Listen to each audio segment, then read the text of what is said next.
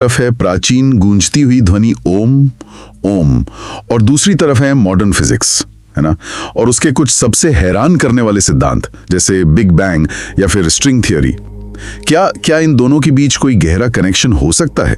हमारे पास एक लेख है, ohm and the cosmic symphony of physics, और इसी के सहारे हम आज इन दिलचस्प समानताओं को समझने की कोशिश करेंगे। देखिए, एक बात पहले ही साफ कर दें, हमारा मकसद यहाँ किसी एक बात को सही या गलत साबित करना बिल्कुल नहीं है।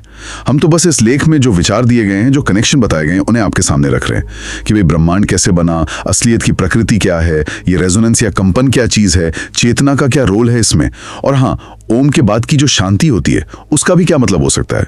ये सोचना है कितना रोमांचक है कि हजारों साल पुरानी एक ध्वनि और आज की जो साइंस की खोजें हैं उनमें ऐसी कोई गूंज मिल जाए। तो चलिए देखते हैं ये तार कहां तक जुड़ते हैं। हाँ बिल्कुल, ये वाकई एक बहुत ही ध्यान खींचने वाला विषय है, और हम यही देखने की कोशिश करेंगे कि कैसे ये ओम की जो अवधारणा है, जिसकी जड़ें हमें वैदिक परंपराओं में मिलती हैं, वो आज के फिजिक्स के कुछ जटिल, कुछ कॉम्प्लेक्स आइडियाज के साथ कहीं ना कहीं मेल खाती सी लगती है। जैसे दो अलग अलग नजरिए हों पर तस्वीर एक ही दिखा रहे हों। बिल्कुल, तो शुरुआत करते हैं एकदम शुरुआत से, मतलब ब्रह्मांड की रचना से। Big bang.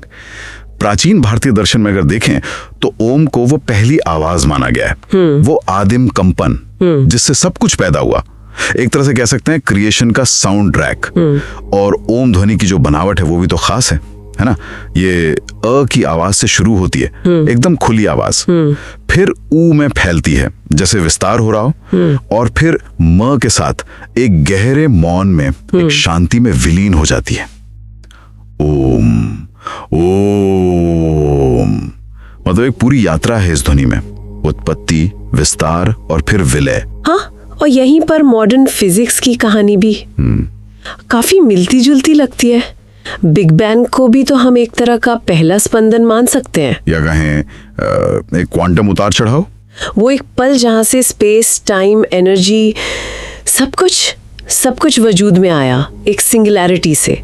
अब देखिए, यहाँ कोई सीधी बराबरी नहीं कर रहे हम, पर एक रूपक समानता वो साफ दिखती है। हाँ। जैसे ओम ध्वनि है, एक खुली शुरुआत अ, फिर फैलाओ ऊ, और फिर शांति म के बाद, एक पूरा चक्र। वैसे ही ब्रह्मांड की कहानी भी तो कुछ ऐसी ही है। एक शुरुआत हुई, तेजी से फैला, और शायद अंत में सब कुछ वापस एक तरह की स्थिरता या कह लीजिए मौन में लौट जाए, जिसे हम कॉस्मिक साइकिल भी कह सकते हैं। तो मजेदार बात यह है कि एक तरफ आध्यात्मिक प्रतीक है, दूसरी तरफ वैज्ञानिक मॉडल, पर दोनों ही कहीं ना कहीं एक शुरुआती बिंदु, एक कंपन से शुरू होकर फैलने और फिर सिमटने या शांत होने की बात कर रहे हैं। ये जो संरचना में गूंज है ना, ये वाकई ध्यान देने लायक है। बिल्कुल बिल्कुल, ये सोचने पर मजबूर करती है समानता। अच्छा, अब जरा वास्तविकता की और गहरी परतों में उतरते हैं। ओम और स्ट्रिंग थियरी, ये फिजिक्स का एक बहुत ही पेचीदा सिद्धांत है, क्रांतिकारी भी कह सकते हैं। अगर इसे एकदम आसान भाषा में कहें तो स्ट्रिंग थ्योरी क्या कहती है कि इस ब्रह्मांड में जो भी हमें दिखता है, छोटे से छोटा कण, ऊर्जा, पदार्थ, वो सब असल में धागे जैसी बहुत ही छोटी, लगातार कांपती ही चीजों से बना है, जिन्हें स्ट्रिंग्स कहते हैं। हाँ, मतलब बुनियाद में जाएं तो सब कुछ कंपन है, वाइब्रेशन। सही कहा। और ये सिर्फ कंपन नहीं है, बल्कि इन स्ट्रिंग्स के कंपन का तरीका, मतलब पैटर्न, वही तय करता है कि कौन सा कण बनेगा। अच्छा। हाँ, जैसे सितार का तार है ना। हाँ। आप उसे अलग अलग तरह से छेड़ें तो अलग अलग सुर निकलते हैं। वैसे ही इन स्ट्रिंग्स के अलग अलग कंपन से इलेक्ट्रॉन, क्वार्क, फोटॉन, ये सब अलग अलग कण बनते हैं। सब कुछ जैसे कॉस्मिक संगीत हो जो इन अनगिनत स्ट्रिंग्स के कंपनों से बन रहा है। और ये सोचना कि सब कुछ मूल रूप से कंपन ही है, ये उस धारणा की कितना करीब लगता है कि ओम ही वो मौलिक कंपन है जिससे सारे रूप, सारी चीजें पैदा होती हैं। लेख भी इसी कनेक्शन की तरफ इशारा कर रहा है ना। हाँ बिल्कुल, इसे ऐसे देख सकते हैं हम कि ओम की जो अवधारणा है वो एक तरह की ब्रह्मांडीय आवृत्ति, एक मूल ध्वनि की बात करती है, जिसे हम अनुभव कर सकते हैं, महसूस कर सकते हैं। वहीं स्ट्रिंग थ्योरी जो है वो उसी कंपन के पीछे का गणितीय ढांचा समझाने की कोशिश करती है। अच्छा, एक अनुभव है, एक गणित। हाँ, तो एक तरफ अनुभव और प्रतीक है, दूसरी तरफ गणित और मॉडल, लेकिन दोनों के केंद्र में क्या है? कंपन, या कहिए अनुनाद, रेजोनेंस। उसी से सृजन का विचार जोड़ा है। हाँ, रेजोनेंस, अनुनाद। आपने इसका जिक्र किया तो ये हमें अगले दिलचस्प कनेक्शन की ओर ले जाता है। ओम और प्रकृति के साथ हमारा तालमेल, हमारा रेजोनेंस। फिजिक्स का ये एक जाना माना सिद्धांत है कि हर सिस्टम की अपनी कुछ खास नेचुरल फ्रीक्वेंसी होती हैं। बिल्कुल। जिन पर वो आसानी से कंपन करता है, रेजोनेट करता है। बिल्कुल। जैसे एक गिटार का तार एक खास नोट पर ही सबसे ज्यादा गूंजता है। बिल्कुल। और हमारी पृथ्वी का भी अपना एक प्राकृतिक अनुनाद है जिसे शूमान रेजोनेंस कहते हैं।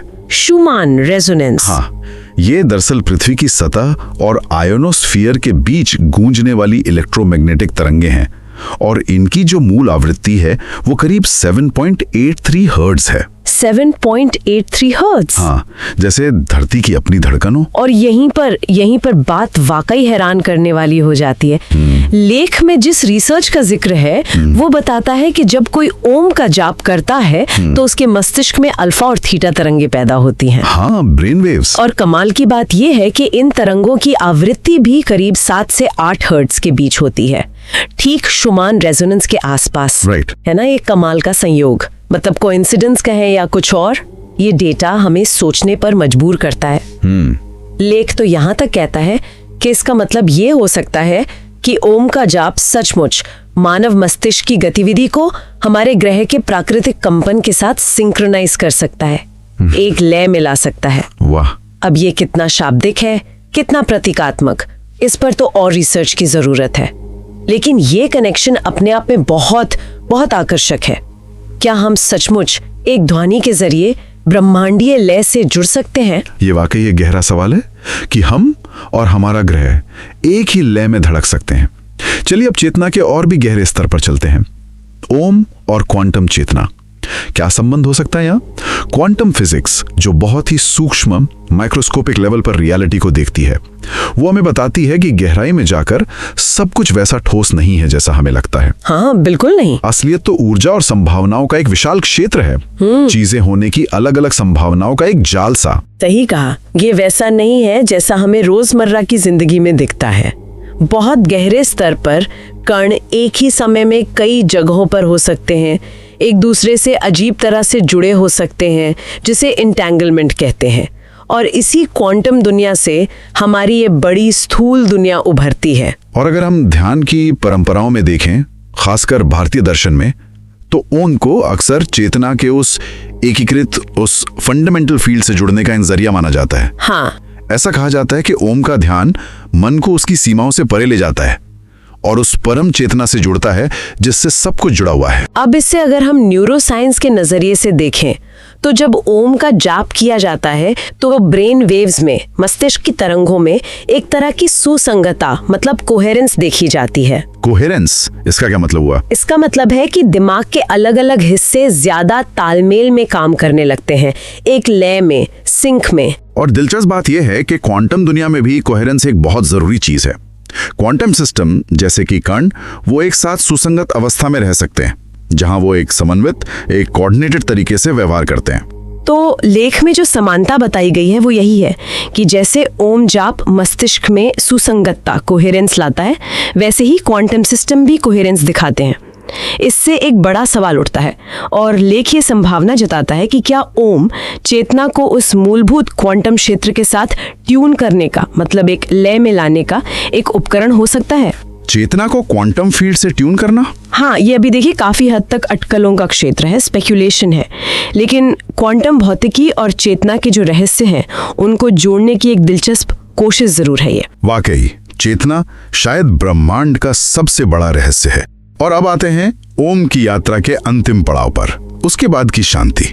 जो लोग ओम का ध्यान या जाप करते हैं वो अक्सर बताते हैं कि धुनी के थम जाने के बाद एक गहरी शांति, एक स्थिरता का अनुभव होता है। लेख में भी इसका जिक्र है, ओम जाप के बाद शांति आती है। बिल्कुल, और यहाँ भी फिजिक्स की दुनिया में एक समानांतर विचार मिलता है हमें, क्वांटम वैक्यूम। Quantum vacuum? हाँ, पहले हम सोचते थे कि खाली स्पेस मतलब बिल्कुल खाली, कुछ भी नहीं, नथिंगनेस। लेकिन क्वांटम फील्ड थ्योरी बताती है कि ऐसा नहीं है। जब सारे कण और सारे कंपन हटा दिए जाएं, तब भी जो खालीपन बचता है ना, वो असल में शून्य बिंदु ऊर्जा, 0 पॉइंट एनर्जी से भरा होता है। अच्छा, खाली नहीं होता। नहीं, बिल्कुल नहीं। ये ऊर्जा लगातार सूक्ष्म उतार चढ़ाव पैदा करती रहती है, जिससे कण अचानक से पैदा होते हैं और नष्ट होते रहते हैं। वर्चुअल पार्टिकल्स ये खालीपन नहीं, बल्कि संभावनाओं का एक उबलता हुआ समंदर है, समझिए। तो ये वैक्यूम निष्क्रिय नहीं है, बल्कि बहुत सक्रिय है। हाँ बिल्कुल, पोटेंशियल से भरा हुआ है, संभावनाओं से। और अब देखें प्राचीन ग्रंथ क्या कहते हैं। वो कहते हैं कि ओम के बाद जो शांति आती है वो कोई अंत नहीं है, बल्कि वो नए सृजन का स्रोत है। The source of new creation. वो परम शांति ही है जहाँ से सब कुछ फिर से उभर सकता है। तो यहाँ भी एक गूंज है। ओम के बाद की शांति जो अनुभवात्मक है, एक्सपीरियंशियल है, और क्वांटम वैक्यूम जो सैद्धांतिक है, थियोरेटिकल है, दोनों ही एक ऐसे शून्य की बात कर रहे हैं जो खाली नहीं है, बल्कि अनंत संभावनाओं से भरा है। सही। एक तरह से दोनों ही परम मौन को सृजन का गर्भ मान रहे हैं। बिल्कुल सही पकड़ा आपने। दोनों ही दृष्टिकोणों में, चाहे वो आध्यात्मिक अनुभव हो या भौतिकी का सिद्धांत, शांति या शून्यता वो अंत नहीं है, बल्कि शुरुआत की क्षमता रखती है, पोटेंशियल रखती है। तो अगर हम इस पूरी चर्चा को समेटें तो हमने देखा कि कैसे ओम की ये प्राचीन अवधारणा जो हजारों साल पुरानी है, वो आधुनिक विज्ञान के कई बड़े विचारों के साथ एक तालमेल बिठाती हुई सी लगती है। हाँ, एक रेजोनेंस दिखता है। चाहे वो ब्रह्मांड की शुरुआत हो, बिग बैंग, या वास्तविकता की सबसे बुनियादी बनावट, स्ट्रिंग थ्योरी, या प्रकृति की अपनी लय, रेजोनेंस, शूमन रेजोनेंस वाला उदाहरण। हाँ, या चेतना की गहराई, क्वांटम विचार, या फिर शून्यता में छिपी क्षमता, वैक्यूम एनर्जी, हर जगह एक दिलचस्प गूंज सुनाई देती है। हाँ, और लेख का सार भी कुछ ऐसा ही है।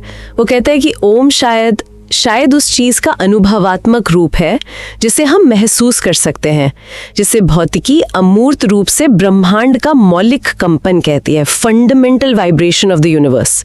यह स्ट्रिंग थ्योरी के कॉस्मिक अनुनाद और क्वांटम सृजन का जैसे एक ध्वनि प्रतीक हो, साउंड सिंबल। ये एक बहुत शक्तिशाली विचार है। बिल्कुल, लेकिन यहाँ ये समझना बहुत जरूरी है कि हम कर क्या रहे हैं। ये जो हमने चर्चा की, ये एक प्राचीन प्रतीकात्मक और अनुभवात्मक प्रणाली है, यानी ओम, और दूसरी तरफ आधुनिक वैज्ञानिक मॉडल हैं। इनके बीच की आकर्षक तुलनाएं हैं, ये कंपैरिजन्स। लेकिन ये समानताओं के तौर पे पेश करता है, पर इसका मतलब ये नहीं कि ये दोनों चीजें बिल्कुल एक ही हैं, या ये कोई वैज्ञानिक सबूत है ओम का। ऐसा नहीं है। तो आप कह रही हैं कि ये विचारों का रेजोनेंस है। बिल्कुल ठीक कहा, ये विचारों में अनुनाद है। ये देखना दिलचस्प है कि कैसे दो बिल्कुल अलग रास्ते, एक हजारों साल पुराना ज्ञान, दूसरा आधुनिक विज्ञान, जो समय में, संस्कृति में, तरीकों में इतने अलग हैं, फिर भी कुछ बुनियादी सवालों के जवाब ढूंढते हुए एक जैसे पैटर्न या संरचनाएं दिखा रहे हैं। यह हमें सोचने पर मजबूर करता है कि शायद वास्तविकता को समझने के कई स्तर हैं, कई तरीके हैं। बिल्कुल। आज की बातचीत ने वाकई प्राचीन ज्ञान और आधुनिक विज्ञान के बीच कंपन और सृजन को लेकर इन अनअपेक्षित संबंधों को उजागर किया है। यह दिखाता है कि ज्ञान किसी एक धारा तक सीमित नहीं है, और कभी-कभी अलग-अलग धाराएं आश्चर्यजनक रूप से करीब आ जाती हैं। और ये हमें एक अंतिम और शायद सबसे गहरे सवाल पर लाकर छोड़ देता है, जो इस लेख के विचारों से ही उपजा है, कि अगर कंपन, वाइब्रेशन, जैसा कि भौतिकी ब्रह्मांड के लिए कहती है और प्राचीन परंपराएं अनुभव के लिए कहती हैं, दोनों के लिए ही मौलिक है, फंडामेंटल है, तो उस कंपित होती हुई वास्तविकता के भीतर चेतना की अपनी प्रकृति क्या है? वाह! क्या चेतना खुद भी कंपन का ही एक रूप है, या वो है जो इस कंपन को अनुभव करती है, या कुछ और ही है? ये एक ऐसा सवाल है जिस पर विज्ञान, दर्शन और अध्यात्म शायद आने वाले लंबे समय तक विचार करते रहेंगे। और इसी गहरे विचार के साथ आज की ये चर्चा यहीं समाप्त होती है।